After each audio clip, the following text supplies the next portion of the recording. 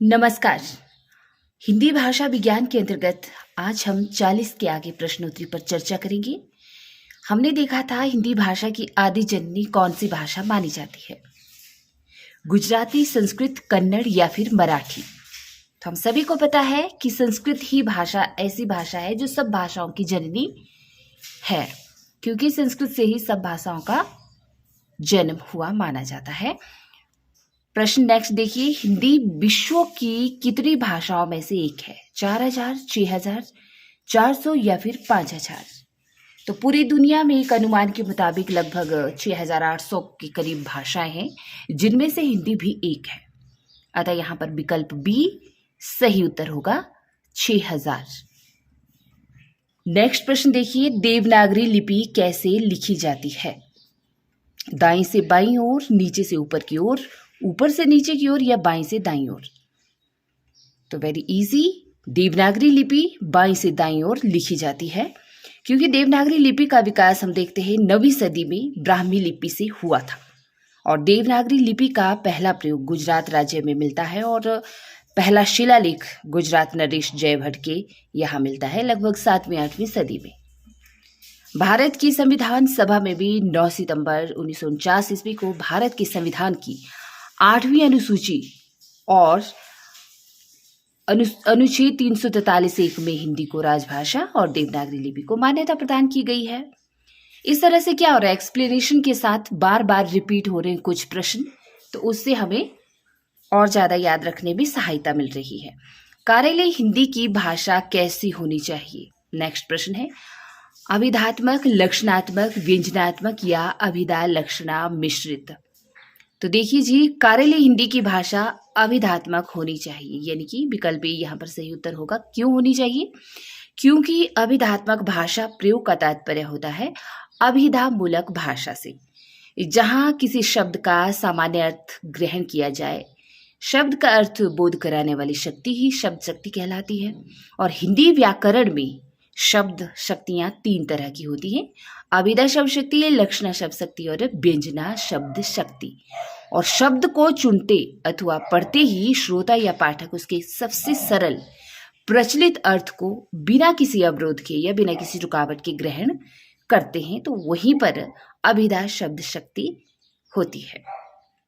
Right, जहां पर आसानी से हमें किसी शब्द का अर्थ पता चल जाए तो वहां पर अभिधा शब्द शक्ति होगी। नेक्स्ट प्रश्न देखिए, यहां पर मध्यकालीन भारतीय आर्य भाषा का सही कालक्रम कौन सा होगा? विकल्प ए, बी, सी या फिर डी? तो बहुत ज्यादा इस बारे में हम बात कर चुके हैं। सही विकल्प होगा 500 ईस्वी से 1000 ईस्वी, यानी कि विकल्प सी। क्योंकि हम देखते हैं कि भारतीय आर्य भाषाओं को 3 रूपों में बांटा गया है। प्राचीन भारतीय आर्य भाषा जिसमें वैदिक संस्कृत और लौकिक संस्कृत है, मध्यकालीन भारतीय आर्य भाषा जिसमें पाली, प्राकृत, अपभ्रंश और आधुनिक आर्य भाषा के अंतर्गत 1000 ईस्वी से अब तक की भाषाओं को रखा गया है। नेक्स्ट प्रश्न देखिए, नागरी लिपि को किस नाम से जाना जाता है? नंदी देवीय लिपि, देवलिपि, देवीय लिपि या नंदी नागरी लिपि के नाम से? तो नागरी लिपि को नंदी नागरी लिपि के नाम से भी जाना जाता है, विकल्प डी सही उत्तर। नागरी लिपि परिषद की स्थापना हुई थी सन 1975 ईस्वी में नई दिल्ली में। और नंदी नागरी लिपि की दक्षिण शैली है। नंदी नागरी में लिखित शिलालेख और पांडुलिपियां दक्षिण भारत के पश्चिमी भागों में भी प्राप्त हुए हैं, इसी कारण इसे नंदी नागरी कहा जाता है, या दक्षिणी शैली, नंदी नागरी की दक्षिणी शैली भी कहा जाता है। और मध्वाचार्य की कुछ पांडुलिपियां भी हमें इसी नंदी नागरी लिपि में या शैली में देखने को मिलती हैं। भोजपुरी बोली का नाम किस गांव के आधार पर पड़ा? भोजपुर, छत्तीसगढ़, जयपुर या किशनगढ़? तो देखिए जी, भोजपुरी बोली का नाम भोजपुर गांव के आधार पर ही पड़ा है। भोजपुरी बोली को और किन नामों से जाना जाता है? मोस्ट इंपॉर्टेंट है, यहाँ पर देखिए, मल्लिका, काशिका, बनारसी आदि नामों से भी भोजपुरी बोली को जाना जाता है। भोजपुरी भाषा का नामकरण बिहार राज्य के आरा यानी कि शाहाबाद जिले में स्थित भोजपुर नामक गांव के नाम पर ही हुआ है। और मध्यकाल में स्थान को मध्य प्रदेश के उज्जैन से आए भोजवंशी परमार राजाओं ने बसाया था। उन्होंने इस राजधानी को अपने पूर्वज राजा भोज के नाम पर ही भोजपुर रखा था। मागधी अपभ्रंश से विकसित बिहारी हिंदी में 3 तरह की प्रमुख बोलियां हैं, भोजपुरी, मगही और मैथिली। पश्चिमी पहाड़ी किस उपभाषा के अंतर्गत आती है? पहाड़ी, राजस्थानी, बिहारी या पूर्वी हिंदी? तो जी पश्चिमी जो पहाड़ी है वह आती है आपके पहाड़ी उपभाषा के अंतर्गत। ओके, क्योंकि पहाड़ी उपभाषा खश, पैशाची अपभ्रंश ये दोनों से विकसित मानी जाती है। राइट। नेक्स्ट प्रश्न देखेंगे हम यहाँ पर, किस भाषा को आरंभ में पिंगल नाम दिया गया था? ब्रज भाषा को, अवधी को, खड़ी बोली को या भोजपुरी को? तो ब्रज भाषा को ही आरंभ में पिंगल नाम दिया गया था और पिंगल शैली में श्रृंगार प्रधान रचनाएं अधिक रची जाती हैं, आपने याद रखना है। और डिंगल और पिंगल दोनों ही शैलियों के नाम हैं, है ना। हमें देखने को मिलता है ना, आदिकाल के अंतर्गत डिंगल पिंगल शैलियां बड़ी प्रचलित रहीं और उसमें साहित्य रचा गया। ठीक है, तो इन्हीं शैलियों के नाम उस समय थे दोनों, और भाषाओं के नहीं थे। पृथ्वीराज रासो की रचना डिंगल शैली में की गई। भाषा का विशिष्ट ज्ञान कौन कराता है? परिवार, राजनीति, धर्म या भाषा विज्ञान? तो भाषा का विशिष्ट ज्ञान होता है हमें भाषा विज्ञान के अंतर्गत ही। भाषा विज्ञान का विशिष्ट ज्ञान भाषा विज्ञान ही कराता है। विज्ञान में भाषा की उत्पत्ति, स्वरूप, विकास आदि का वैज्ञानिक विश्लेषणात्मक अध्ययन किया जाता है और भाषा के मुख्यतः 4 तत्व होते हैं। कौन कौन से? ध्वनि, शब्द, वाक्य और अर्थ। इसीलिए हमें भाषा का विशिष्ट ज्ञान भाषा विज्ञान के अंतर्गत ही देखने को मिलता है। नेक्स्ट प्रश्न है प्रश्न 50, भाषा विज्ञान अध्ययन के लिए सामग्री कहाँ से ग्रहण करता है? विकल्प हैं विशुद्ध विज्ञान से, प्रचलित भाषा और साहित्य से, प्राचीन शिलालेखों से या फिर लोगों की कही सुनी बातों से। तो भाषा विज्ञान अपने स्टडी के लिए, अपने अध्ययन के लिए जो सामग्री जुटाता है वह जुटाता है प्रचलित भाषा और साहित्य से। राइट, क्योंकि साहित्य और भाषा विज्ञान दोनों एक दूसरे के सहायक हैं, पूरक हैं। छत्तीसगढ़ी बोली किस प्रदेश में बोली जाती है? दिल्ली, बिहार, मध्य प्रदेश या हरियाणा? छत्तीसगढ़ी बोली मध्य प्रदेश में बोली जाती है, विकल्प सी। यह अर्धमागधी अपभ्रंश की उपभाषा पूर्वी हिंदी की ही बोली है और छत्तीसगढ़ी का नाम, अगर हम अन्य नाम देखें इसके, तो खलटाही या लरिया भी से कहा जाता है। छत्तीसगढ़ी को खलटाही या लरिया भी छत्तीसगढ़ी बोली को कहा जाता है। एक व्यक्ति द्वारा अपने भावों और विचारों को दूसरों के समक्ष प्रस्तुत करने हेतु ध्वनि संकेत हेतु भाषा का प्रयोग क्या कहलाता है? लेखन, वाचन, मौखिक अभिव्यक्ति या श्रवण? प्रश्न ध्यान से समझना है। एक व्यक्ति द्वारा अपने भावों और विचारों को दूसरों के समक्ष प्रस्तुत करने हेतु जो संकेत देता है वो क्या कहलाता है? तो देखिए, मौखिक अभिव्यक्ति कहलाता है वह। ठीक है, जब हम अपने भावों को, अपने विचारों को ध्वनि संकेतों के रूप में दूसरों के सामने अभिव्यक्त करते हैं तो उसे मौखिक अभिव्यक्ति कहा जाता है। भाषा विज्ञान भाषा को भाषा ही जानकर उसका कैसा अध्ययन करता है?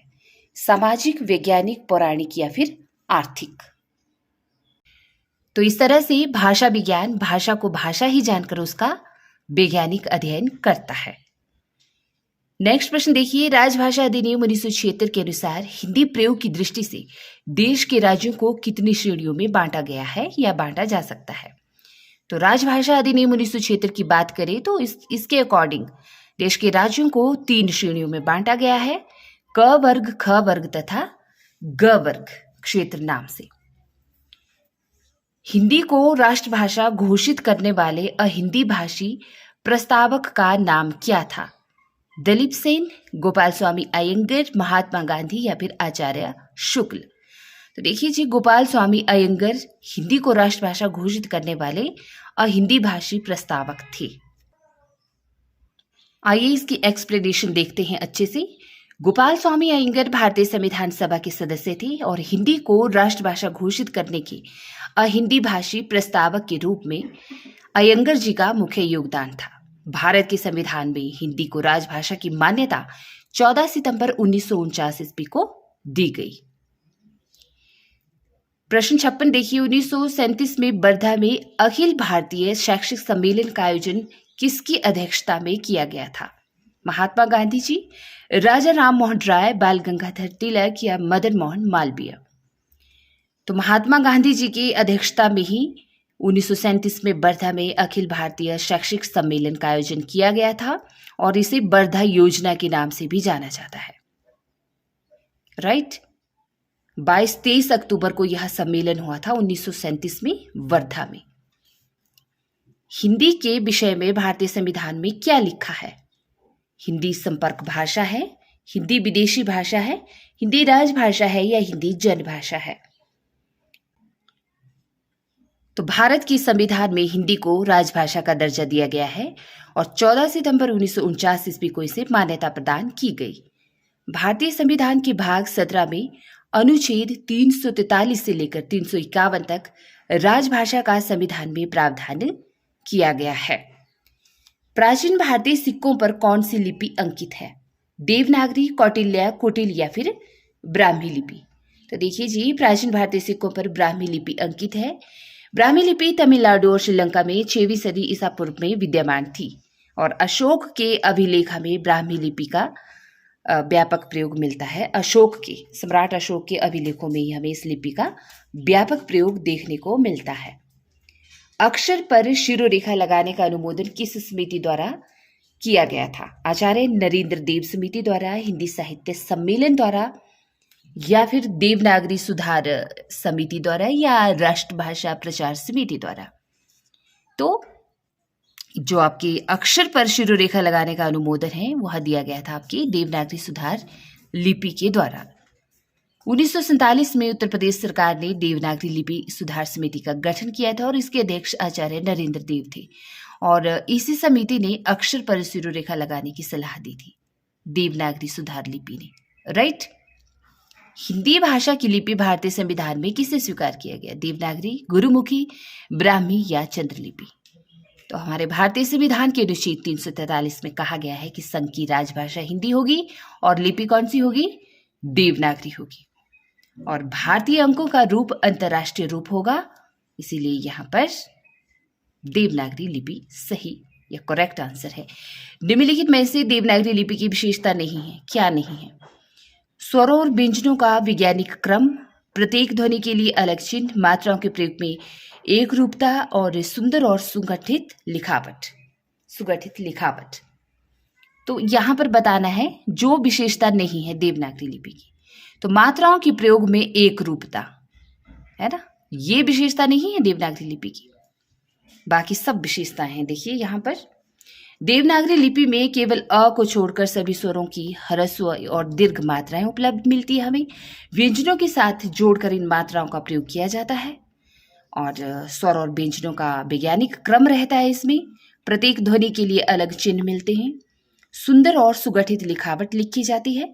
शिरोरेखा के कारण वर्ण व शब्दों के बीच अंतर स्पष्टीकरण हो जाता है बिल्कुल अच्छे से। और देवनागरी लिपि एक वर्णनात्मक लिपि है। राइट, तो ये सब विशेषताएं हैं हमारी देवनागरी लिपि की। उत्तरी पूर्वी राजस्थानी की प्रमुख बोली कौन सी है? मेवाती, मारवाड़ी, हाड़ौती या ढूंढाड़ी?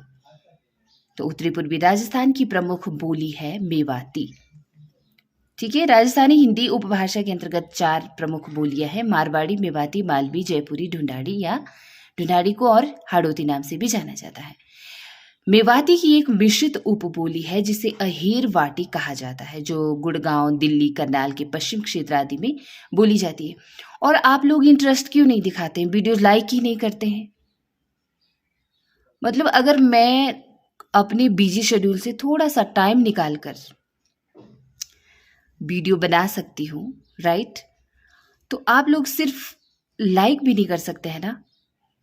जितने लोग आप देखते हैं, बहुत कम लोग देखते हैं, तो मेरा आप सभी से अनुरोध है कि शेयर भी किया करें और लाइक भी। इससे क्या होता है, थोड़ा सा प्रोत्साहन मिलता है, प्रेरणा मिलती है। फीडबैक तो दिया करो अपनी, और साथ ही कमेंट बॉक्स में आप बताया करो कि आपके वहाँ पर कौन सी बोली बोली जाती है, किस क्षेत्र से हैं आप, क्योंकि हम इसी देश के वासी हैं ना सभी।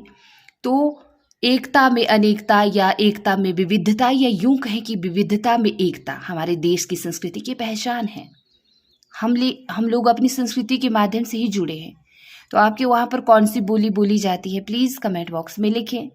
किसके यहाँ पर मेवाती या किसके यहाँ पर मारवाड़ी बोली जाती है, या किसके यहाँ पर भोजपुरी बोली जाती है, अवधी बोली जाती है, ब्रज बोली जाती है। तो प्लीज़ इस तरह से लिखें, अपने बारे में बताते भी रहें, और आपको और ये वीडियोस कैसी लग रही है इसके बारे में भी बता दें। हम रोज़ खाना खाते हैं, रोज़ हमारी दैनिक क्रियाएं वही रहती हैं, तो रोज़ के हम कुछ लिख नहीं सकते, थोड़ा सा 1 सेकंड में कमेंट बॉक्स में, या अपनी राय दे नहीं सकते लाइक के जरिए? जो बाकी 10-12 लोग देते हैं उनका मैं तहे दिल से शुक्रिया करती हूँ। राइट। तो उत्तरी पूर्वी राजस्थानी की प्रमुख बोली है आपकी मेवाती। ढूंढानी बोली को इस नाम से भी जाना जाता है, जयपुरी बोली, झाड़साही बोली, अहिर बाटी बोली या काई कोई की बोली।